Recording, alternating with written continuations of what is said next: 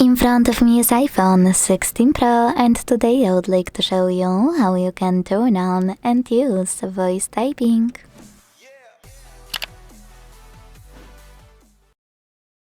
Begin by launching your keyboard and checking if you can see microphone icon at the bottom right corner.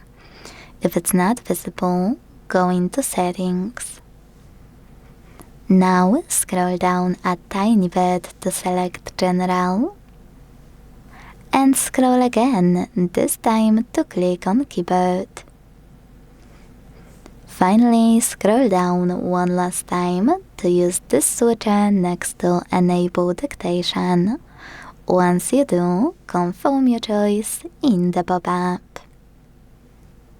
If you wish, use this switcher next to Auto Punctuation to turn it on or switch it off, and then click on Dictation Languages to make sure yours is on. Now go back and click on microphone icon to start typing. As you can see, voice typing is on.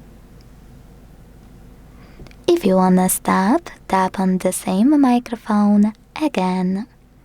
Thanks so much for watching. If you enjoyed this video, leave a like, comment and subscribe.